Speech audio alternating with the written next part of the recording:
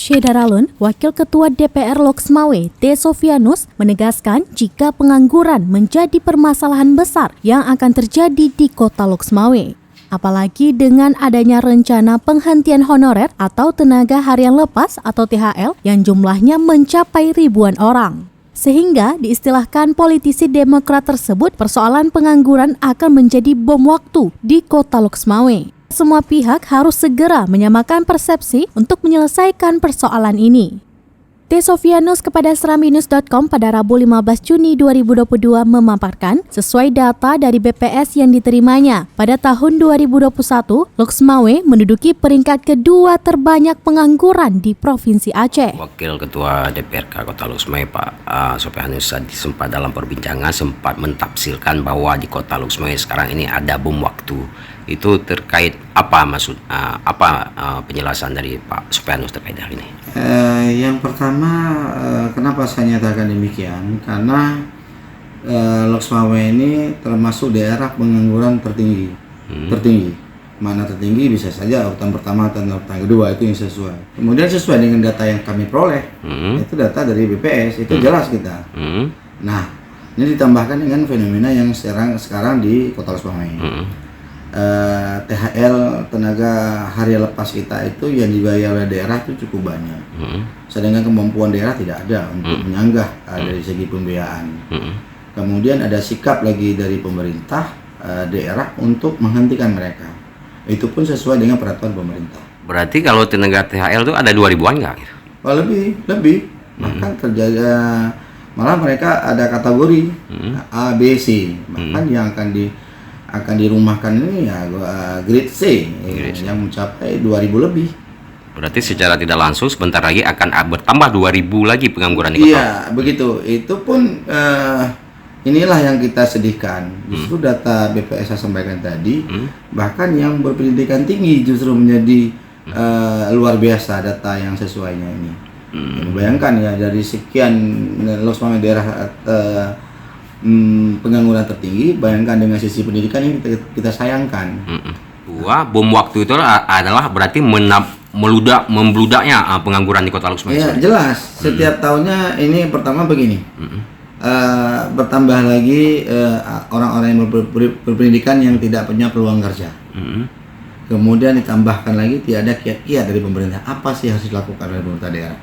Nah, ini juga kita mendorong. Kita jangan hanya terlena, dan kami juga bukan hanya mengoreksi pemerintah, tapi mencari win-win solution bersama dengan pemerintah. Itu harapan kami. Apa yang saya lakukan, skema yang terbaru menyangkut dua hal ini. Dua hal yang saya maksud, hari ini kami Kota Loksmawe daerah tertinggi pengangguran. Dengan catatan justru pengangguran itu dari yang berpendidikan tinggi.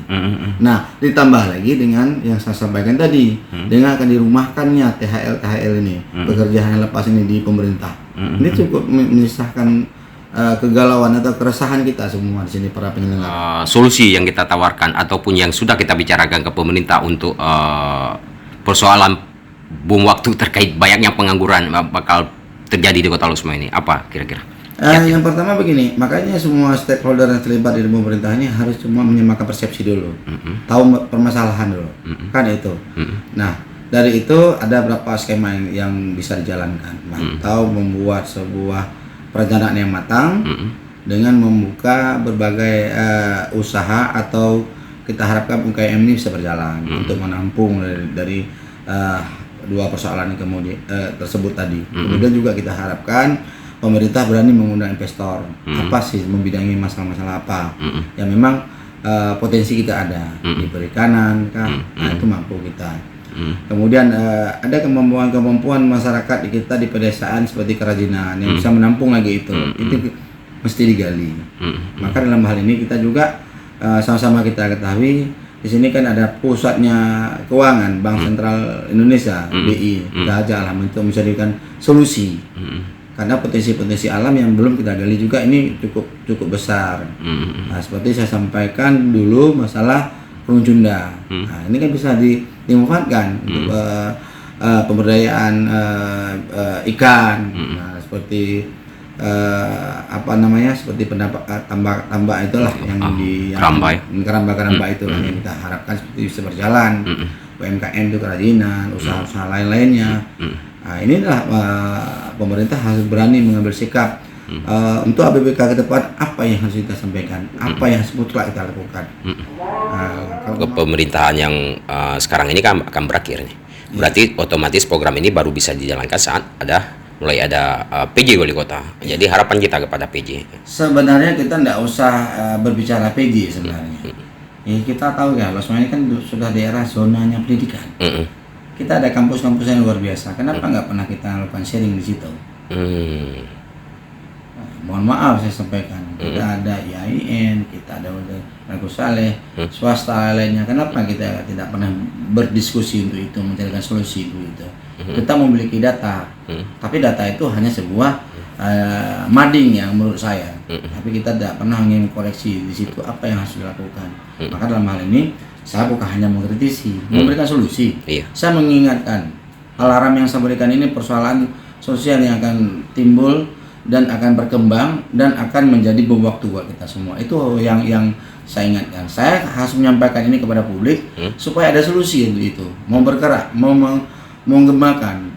Nah, kita desak pemerintah karena pemerintah harus berani bersikap dan mengelola, jangan timbul permasalahan yang begitu tajam di tengah masyarakat. Itu harapan yang memang bukan hanya saya aja, jadi kami di DPR dan bahkan lembaga-lembaga lain juga.